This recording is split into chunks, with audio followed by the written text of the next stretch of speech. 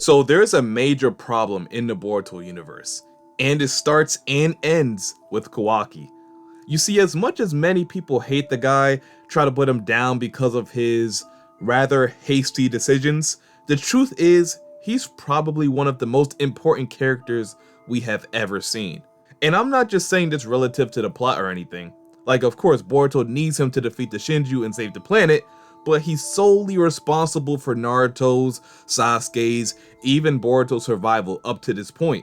So dare I say, his importance matches or even surpasses Sasuke's during Shippuden. Maybe even Naruto, I don't know. Yes, I'm saying that and I do mean it. Now before you go down there in the comment section and start typing away, just hear me out first, alright? And by the end of this video, if you're still not convinced of Kawaki's importance, you can go ahead and diss me, unsubscribe, anything you wish.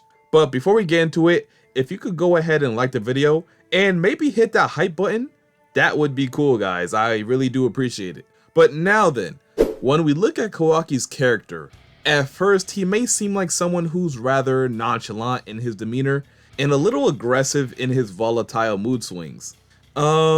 Actually, I think I described him quite well. But he actually does care about others. He cares about his new friends, his new family, and let me emphasize, especially his brother, sister, mother, and father. You know what? He loves his mother and father so much, he sealed them away in a timeless dimension for 3 years so far. Yeah, I know what you're thinking. That's not the greatest depiction of love now, is it?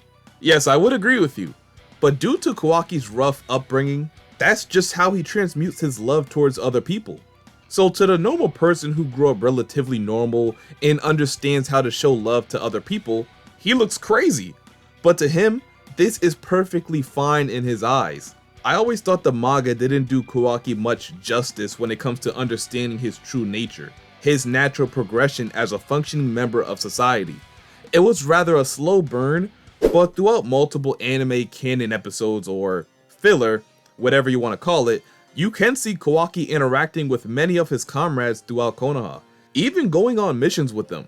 And in these missions, you would never imagine this was the kid that would eventually do such a horrible thing to Naruto, and be one of the main perpetrators behind Omnipotence. One of my personal favorite arcs of the anime was the time when Kawaki took on that mission that entailed him to enroll into the academy, more specifically in Himawari's class, which eventually led to him and Himawari teaming up to take down the main villain of that arc. And in that arc, there was some pretty heartfelt moments between him and his sister. So it just shows you a side of Kawaki that the manga doesn't really show you. I say that just to say, he's not a bad person. He's just confused on how to go about these new emotions he's feeling because he's never experienced this kind of love and kindness from anyone before Naruto came into his life.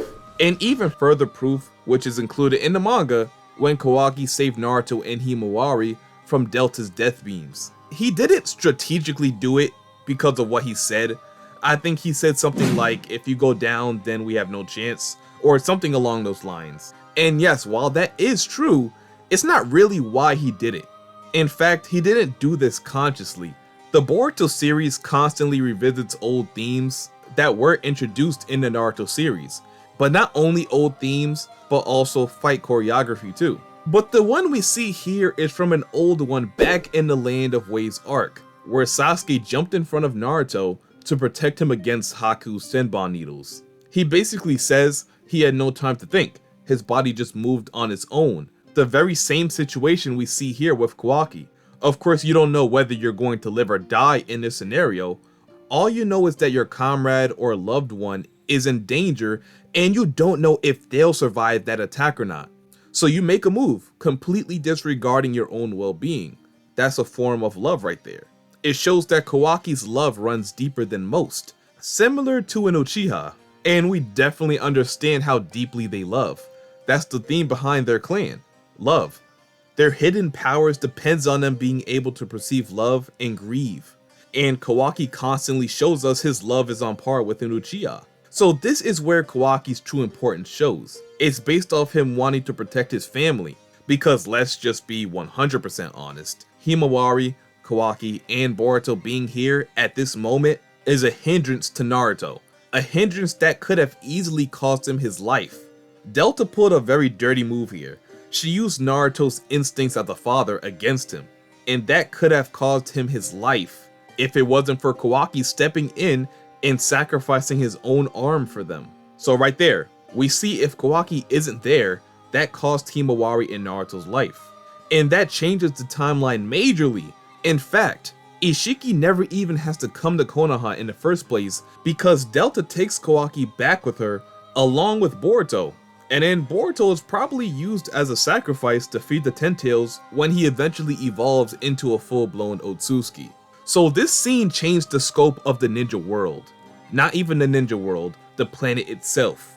And that's why I say Kawaki's impact matches and might even surpass Naruto and Sasuke's, because now it's a different time. New threats are appearing, and any small mistake could result in the Ten Tails evolving into a divine tree, or divine trees, if we're talking about the shinju and whatnot. And we know how lethal that is. Divine trees just eat up planets, and there's just no way, no timeline where that doesn't happen without Kawaki. So let's look at another example right here. Even though Sarada was the one to land the final blow on Boro, Kawaki also played a key role in taking him down, especially working with Boruto to use his karmic abilities to create opportunities for them to even finish him off. But his biggest impact was being able to get to Naruto's location with a rift created by him and Boruto. This doesn't happen without Kawaki and Boruto's efforts, but it wouldn't have even been an idea without Kawaki. And during the battle against Ishiki, I feel like here lies the biggest impact we've seen from Kawaki yet, especially because there's a confirmed alternate timeline where Ishiki manages to kill Naruto. And in this timeline, he resurrects in Kawaki's body and plants a divine tree, resulting in the planet's demise. So I'm guessing he uses Boruto as a sacrifice to make that happen and eventually get him a chakra fruit. But guess why that didn't happen? Well, of course it was through the efforts of everyone, but especially because of Kawaki. Ishiki himself brought Kawaki to their location using a rift. It was then he swindled Ishiki with a shadow clone and successfully wasted the rest of his time that he had to live. If this never happened, who knows? Ishiki might have finished Naruto off, maybe even Sasuke too. So again, Kawaki directly has a positive impact on the story due to his decision-making ability. And that includes moments later when Boruto was taken over by Momoshiki. He was the one who found out how to bring Boruto back. So I mean, just look at the facts, guys. It's clear, without Kawaki, the timeline suffers way too much to survive. Even if they managed to escape a few bad fates here and there, it would catch up to them eventually. And now it seems like other characters are starting to pick up on this pattern. Characters like Kashin Koji and Amato. These two characters understand Kawaki's importance. So important that they can't just ignore him. Let's take Amato for example. He was the one who gave Kawaki back his karma seal. And it wasn't because he knew he would be able to save Naruto with it. He doesn't really care about Naruto all that much. His importance lied elsewhere with Amato, in terms of reviving his daughter and fulfilling his entire reason for living. But this wasn't the full extent of Kawaki's importance. Another positive of him getting the karma back was that he saved Naruto from Momoshiki, and he even stopped him in code completely. He was the only person who could have controlled the situation here. I don't even want to imagine what could have happened if Kawaki wasn't here at this moment. Maybe Naruto dies. Maybe Shikamaru dies as well. At the end of the day, we can all agree Kawaki had a direct impact in both of their survival, which also shifted the future yet again in a positive way. And we could continue to look at this impact even going into Two Blue Vortex. Look at it. So now we see Kashin Koji talking about the future to Boruto, and he mentions that there are multiple futures where Kawaki causes the end of the planet. Or rather, him being so weak is why in 9 out of 10 futures, Kawaki gets devoured and the planet dies. So you can't ignore Kawaki, because the planet's survival begins and ends with him. Kashin Koji knows Kawaki's importance. It's undeniable, even going as far as to insinuate that Kawaki may need to be killed off for the sake of the future. And that might have been a reality if it wasn't for Boruto.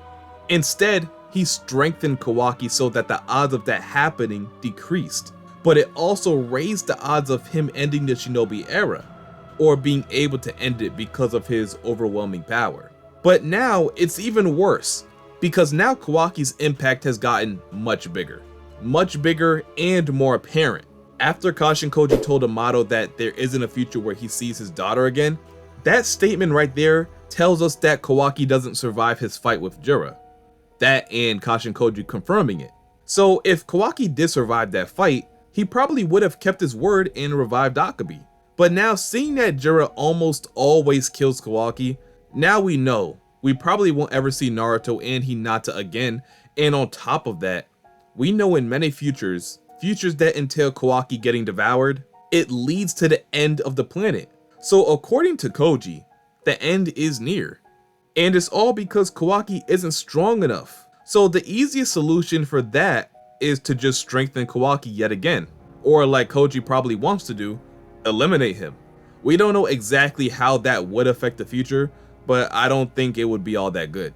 Especially since Boruto said that he absolutely needs Kawaki to defeat Jura. He needs Kawaki so much so that he willingly made it harder on him for when he eventually fights Kawaki in their final battle. And yes, I do know Kawaki has recently gotten another upgrade by technicality that same chapter. But are we sure that's gonna be the difference between them beating Jura or not? Especially later on when Jura eventually gets stronger too? I mean, obviously Kawaki isn't going to die because of Amato. Because if Kawaki or Boruto dies, the planet dies anyway. So Amato is up to something, because he himself has the power to change the future with his advanced knowledge of scientific ninja tools. Just that alone. We don't even know if he has prescience yet, but if it ends up that he does, then that's just a plus. So the timeline is headed towards a major shift right now. It has to. If it doesn't, then the planet dies. So now that leads me towards the future vision of Kawaki in his V2 state. Could this be a result of Amato? Could this be Amato's answer? Is this the power that will result in Kawaki surviving versus Jura? And it's not like we haven't seen this power before. It's confusing because we have seen it. So why did Kawaki wait until now to reveal this power? Could it be because he didn't have access to that power anymore? Could it be because he just didn't want to use it? Or was it because of Amato? Maybe something else. We already know Amato has always had control over Kawaki's power. So we gotta know when exactly did he place limiters on Kawaki's power? When did he do it? Because that could tell us everything we need to know about his missing power. His missing power that apparently he had just gotten back from Amato. Maybe this isn't even the last power up we see from Kawaki. If he means that much to the story and the survival of mankind, they will ensure he survives no matter what. Even if that means making him the strongest being in the world.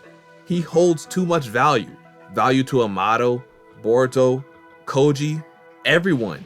Just like he had value to Ishiki and the entire Kara organization. It's confirmed.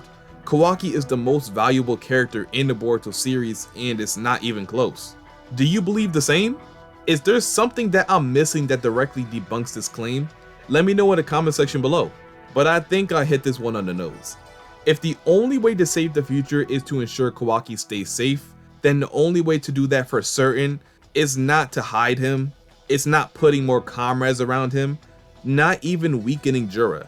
It's simply making him stronger than everyone. And that's the undeniable truth. That's what I believe. So as always, if you enjoyed this video and don't mind seeing more like this in the near future, go ahead and like the video, also comment, subscribe, and turn on them post notifications so you know whenever I upload, or go live for chapter spoilers. And until next time, I'll see you boys and girls later, and I'm out. Peace.